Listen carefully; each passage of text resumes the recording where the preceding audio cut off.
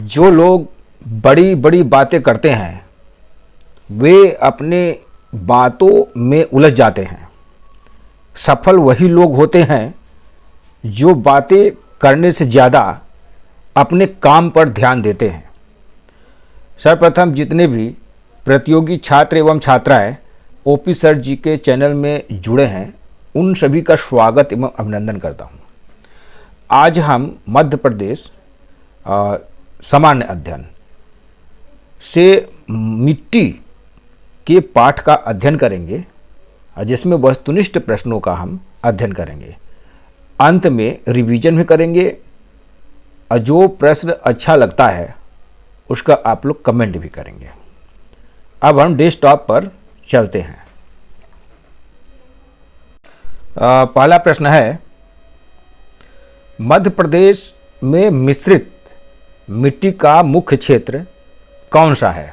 इसमें option number A दिया है बघेलखंड, ऑप्शन नंबर बी दिया है बुंदेलखंड, ऑप्शन नंबर सी दिया है रीवा पन्ना का पठार और ऑप्शन नंबर डी दिया है सतपुड़ा का पठार। तो इसका उत्तर होगा ऑप्शन नंबर बी बुंदेलखंड।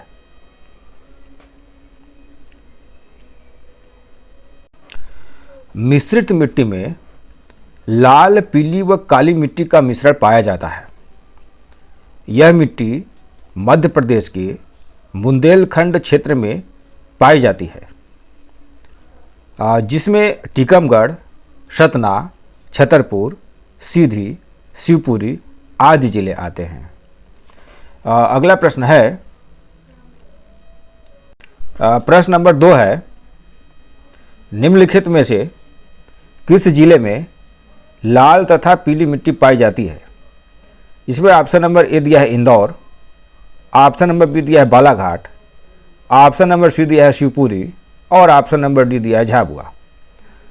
तो इसका उत्तर होगा ऑप्शन नंबर बी बालाघाट। लाल पीली मिट्टी क्रिस्टली आग्नेय चट्टानों से और कम वर्षा वाले क्षेत्रों में बनती है। इसका रंग लाल रंग लोहे के ऑक्सीकरण के कारण होता है और पीला रंग मिट्टी में फेरिक ऑक्साइड के हाइड्रोलिसिस के कारण होता है। तो मध्य प्रदेश में मंडला, बालाघाट, शहडोल तथा उमरिया जिलों में लाल तथा पीली मिट्टी की अधिकता पाई जाती है। उस मिट्टी में फेरिक ऑक्साइड के जल अपघटन से पीला रंग होता है तथा लाल रंग लोहे के ऑक्सीकरण से बनता है। तो अगला प्रश्न है, कछारी मिट्टी का निर्माण किसके द्वारा होता है? इसमें ऑप्शन नंबर ए दिया है भूकंप से, ऑप्शन नंबर बी दिया है ज्वालामुखी उद्गार से, ऑप्शन नंबर सी दिया है बाढ़ द्वारा और ऑप्शन नंबर डी दिया है इनमें से कोई नहीं। तो इसका उत्तर होगा ऑप्शन नंबर सी बाढ़ द्वारा।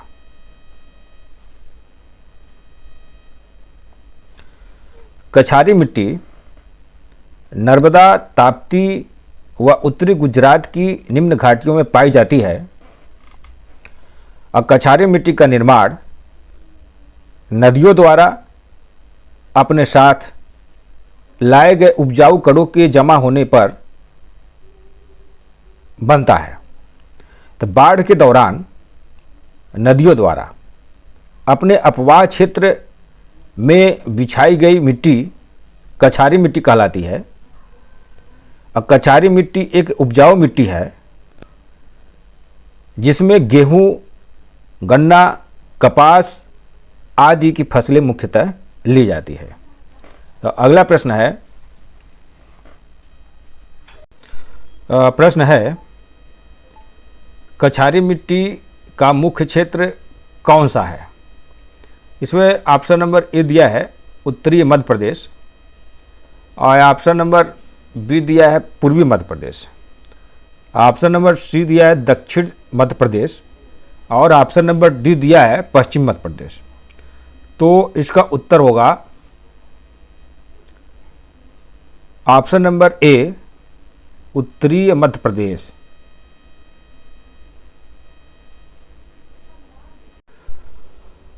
कछारी मिट्टी मुख्यतः नदियों द्वारा बहाकर मैदानी क्षेत्रों में बिछाई गई मिट्टी होती है।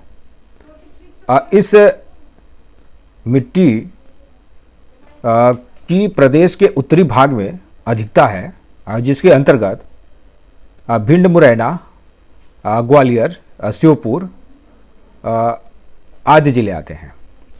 तो कछारी मिट्टी में मुख्यतः कपास, गन्ना की फसलों के उत्पादन के लिए यह मिट्टी उपयुक्त होती है।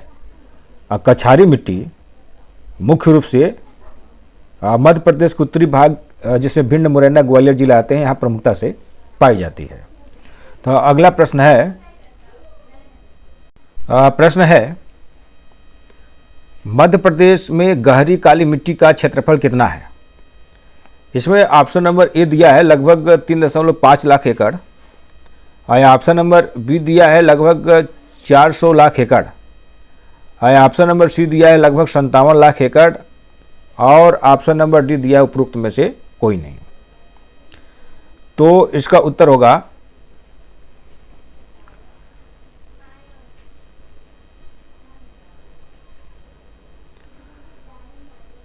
ऑप्शन नंबर ए, लगभग 3.5 लाख एकड़।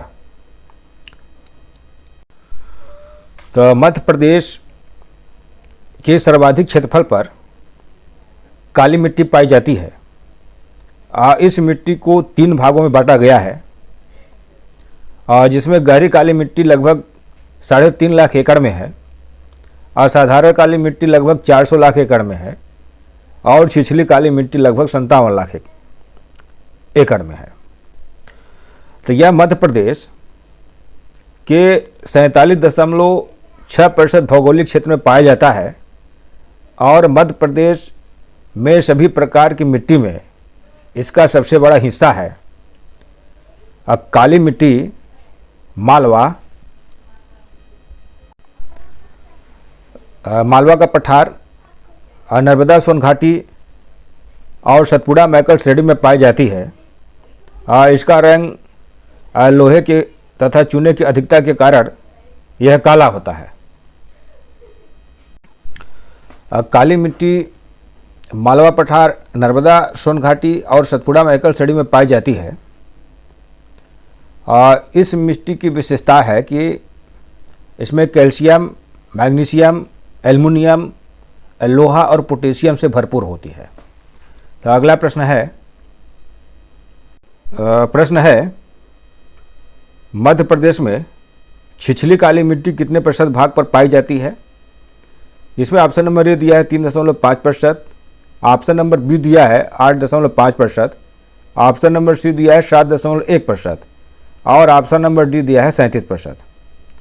तो इसका उत्तर होगा ऑप्शन नंबर सी, 7.1%। तो मध्य प्रदेश में काली मिट्टी का बाहुल्य है, जिसमें छिछली काली मिट्टी का लगभग 57 लाख एकड़ क्षेत्रफल मध्य प्रदेश में है, जो राज्य की कुल भूमि का 7.1% के लगभग आता है। ये छिछली काली मिट्टी का जो क्षेत्र है सतपुड़ा मैकल श्रेणी, बैतूल, छिंदवाड़ा, सिवनी वाला भाग आता है। अगला प्रश्न है मिट्टी के अपक्षरण को किस नाम से जाना जाता है? इसमें ऑप्शन नंबर ए दिया है मृदा ह्यूमस, और ऑप्शन नंबर बी दिया है मृदा संरक्षण, और ऑप्शन नंबर सी दिया है रेंगती हुई मृत्यु, और ऑप्शन नंबर डी दिया है इनमें से कोई नहीं। तो इसका उत्तर होगा ऑप्शन नंबर सी, रेंगती हुई मृत्यु।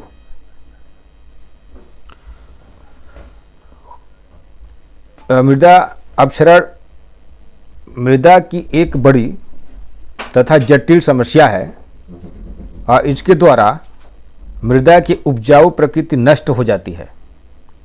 इसलिए मृदा अपक्षरण को रेंगती हुई मृत्यु कहा जाता है।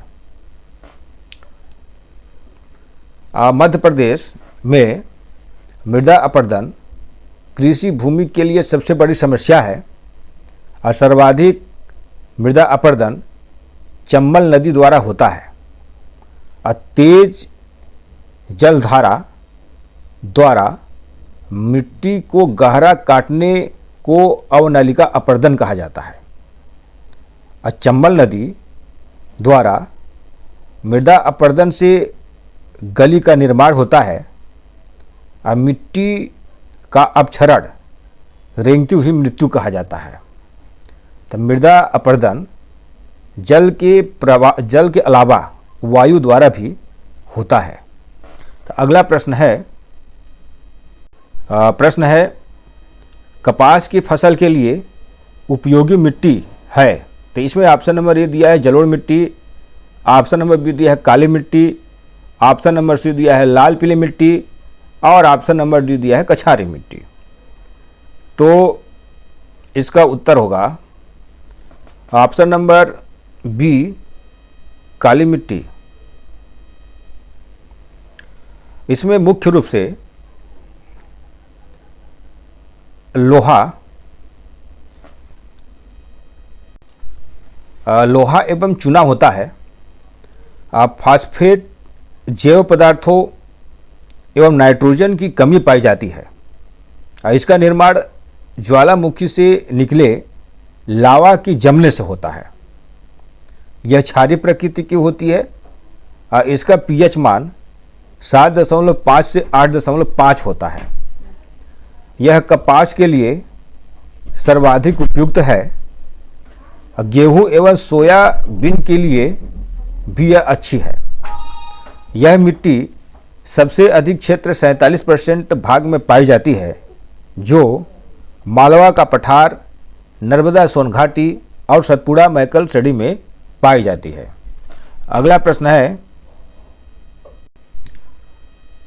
जलोढ़ मिट्टी के लिए कौन सी मिट्टी उपयुक्त होती है।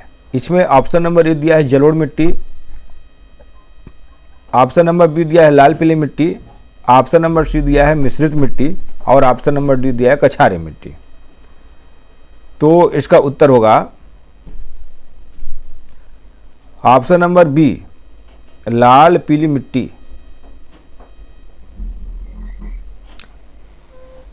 फेरिक ऑक्साइड के जल अपघटन से पीला रंग होता है और लाल रंग लोहे के ऑक्सीकरण से बनता है।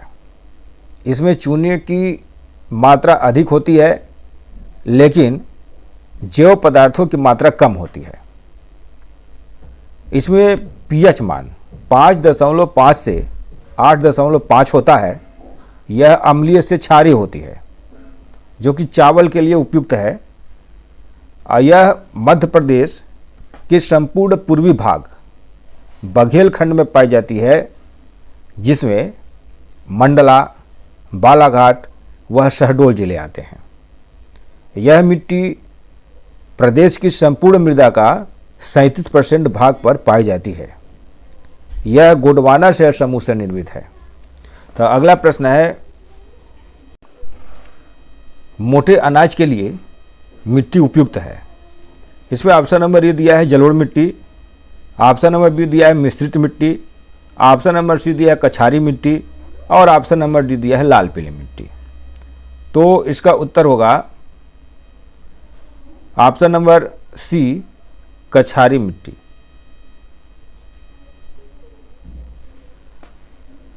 नहीं, ऑप्शन नंबर सी ठीक है। सॉरी, इसमें मोटे अनाज के लिए पूछा है तो इसलिए इसका उत्तर होगा ऑप्शन नंबर बी मिश्रित मिट्टी। तो मिश्रित मिट्टी इसमें लाल पीली काली मिट्टी का सम्मिश्रण पाया जाता है जो बुंदेलखंड क्षेत्र में पाई जाती है। इसमें मुख्यतः मोटे अनाज उगाए जाते हैं। इस मिट्टी में नाइट्रोजन, फास्फेट एवं कार्बनिक पदार्थों की कमी पाई जाती है। तो आज का प्रश्न यहीं तक। एक प्रश्न हम आप लोगों से पूछना चाहते हैं कि मध्य प्रदेश का क्षेत्रफल कितना है। तो आज का प्रश्न यहीं तक। यदि यह श्रृंखला आपको पसंद आया है तो लाइक, कमेंट, शेयर और सब्सक्राइब अवश्य करें। धन्यवाद। जय हिंद, जय भारत।